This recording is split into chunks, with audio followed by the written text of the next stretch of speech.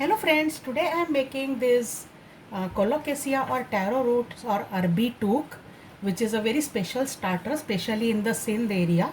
So it is a Sindhi starter, as it is popularly known in India. So let us see how to make this. I have taken about 500 grams of arbi or colocasia or taro roots here, and I have boiled them or steamed them just for 5 minutes, only so that I can peel them without any difficulty. It's easy to peel. So I'll peel all these, but otherwise they are quite firm. They have not completely become soft. Also take care while buying the taro roots or arbi that you take the long and large ones, not very small. So it's very easy to peel since I have steamed them. So I have peeled all this. Now I have heated some oil in a pan and I will leave these to fry in this oil. Initially the oil should be very hot, but later on we can cook it on slow flame. There is one very large piece which I will cut into half and then fry, otherwise it won't get fried. Just for 1 minute I will allow them to coat with hot oil and then I can simmer the flame. I am adding about half a teaspoon of salt so that they get nicely salted while frying. So they are coated well on high flame for 1 minute, and now I will cook on low flame maybe for 15 minutes till the outer skin becomes brown and firm, light brown and firm. All these are fried well, so now I'll take them out in a plate and turn the flame off. So I've taken all these out and I'll allow them to cool for about 10 minutes. Not completely cool, just become semi-cool. Now I have taken few spices here. 1 teaspoon of red chili powder, half a teaspoon of upwas salt I have taken because this dish you can eat in fasting days also.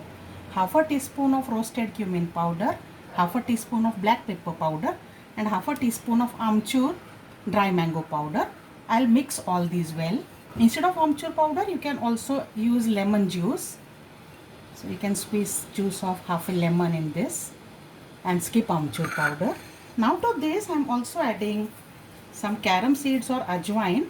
You can skip this if you are eating for upwas, in case you don't eat ajwain for upwas or carom seeds for upwas. And I'll keep this aside now. In 10 minutes time they have cooled down slightly. So now I'll press them. You can use a katori or glass or anything to press, or even potato masher, but very gentle pressure you apply and see that they become flat like this. I don't want them to break, so gently I have to press this way, and this way I'll press all of them and make them flat. So all these are flattened well, and now I'll fry them in batches. I won't put all of them together. So let me heat oil again. I'll add these pieces of arbi in batches of 4 or 5 at a time and cook them on high flame till they are crispy golden brown. After 5 minutes I'll turn them. They have cooked lovely brown on one side. These are done, so I'll take them out on the plate and I will add the next batch. The next batch goes in, and onto these ready ones I will sprinkle this masala which we had prepared. I am adding them to this bowl. Cover the lid, toss them a little. Even without lid it is possible to do, but don't keep them covered, otherwise they'll become soggy. Here goes in my second batch of arbi took. Sprinkle the masala mixture generously. Actually I'll add all of this now, and I will shake this with lid on so that all the arbis get well coated with the masalas. Take the lid off immediately and it is ready to serve. So arbi fries are ready to relish. Use them as starters, or you can have them with tea in the evening.